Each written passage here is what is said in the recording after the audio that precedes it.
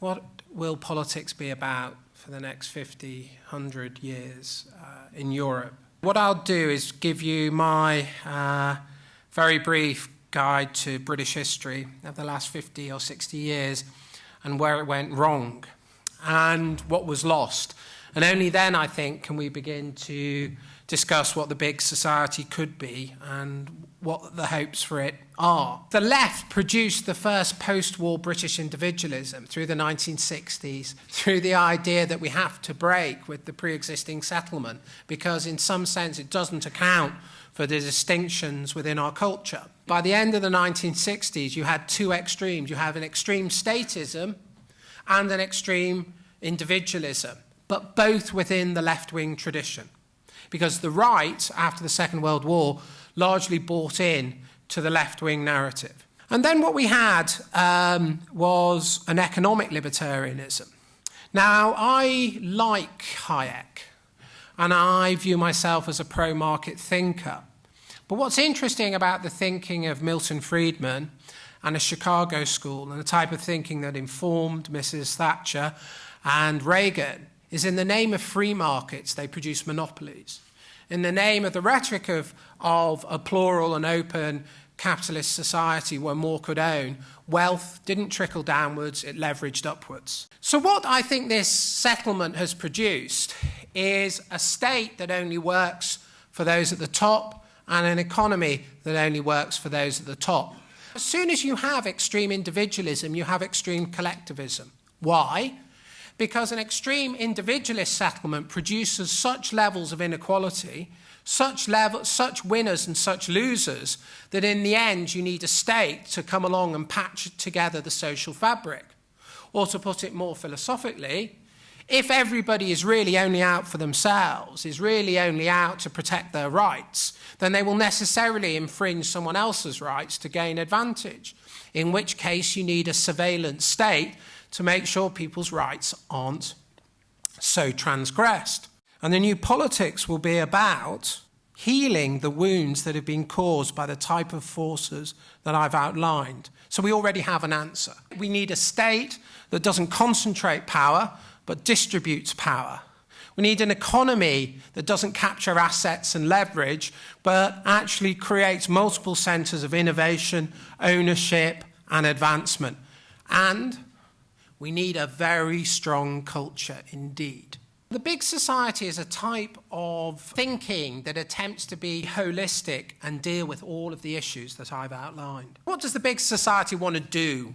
We can start to rebuild social capital. We can start to reconnect people. We can start to link them up with one another. Loneliness is correlated with almost every negative social indices. The poor are lonelier than the rich. The next stage is to go hyper-local and to link where you live with the sociality that you demand.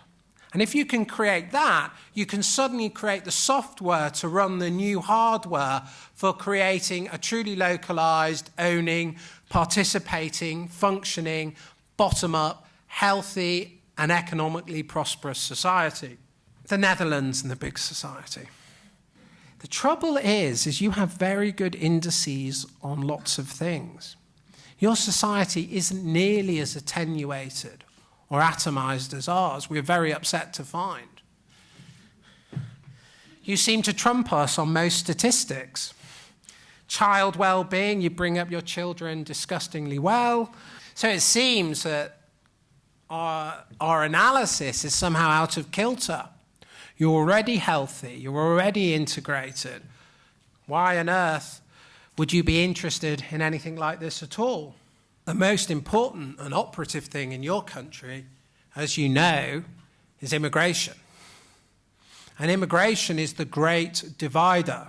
What's interesting is immigration is destroying the traditional Northern European strong civic state settlement. In that sense, I think the big society and the big society approaches become hugely relevant for countries like your own. Let me say, in conclusion, that I think that only an approach like this, that does the economic, the social, and the state, can create the opportunities for truly transformative change. Thank you very much.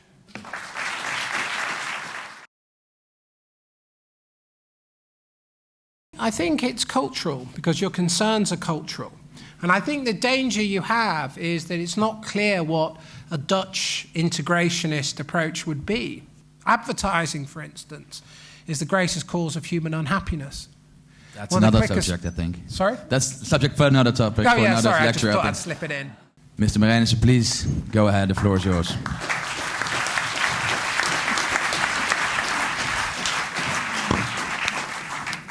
Dames en heren, voor de afwisseling, we gaan over op Nederlands. Laat ik allereerst de publieke zaak hartelijk bedanken voor de eer dat ik hier als eerste integraal mag reageren op de toespraak van Blond.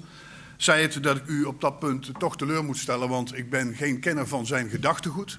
Dat dat breed is, dat hebt u vanavond kunnen ondervinden.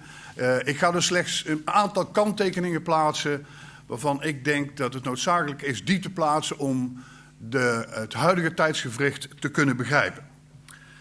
Maar ik zal vast de kou uit de lucht halen. Heel veel van wat Blond gezegd heeft onderschrijf ik. De conclusie van mijn verhaal zal ook zijn, zodra wat dan ook van wat door Blond concreet is opgeworpen gerealiseerd wordt in de UK, zal ik de eerste zijn om daar te gaan kijken, om een vervolgsrapport uit te brengen over de resultaten.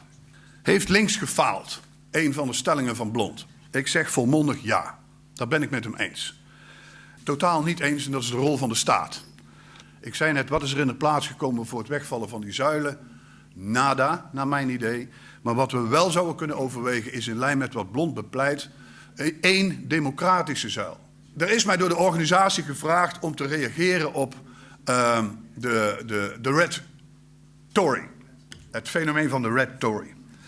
Dames en heren, ik zal het maar gewoon eerlijk zeggen. Rood, blauw, conservatief, progressief, links, rechts. Het zijn allang totaal onbruikbare begrippen. En alleen geschikt voor framing. Die ideeën van Blond zijn te interessant om ze te bevlekken met dit soort flauwe, nietszeggende benamingen. Ik heb alleen mijn vraagtekens bij de haalbaarheid van zijn concrete oplossingen.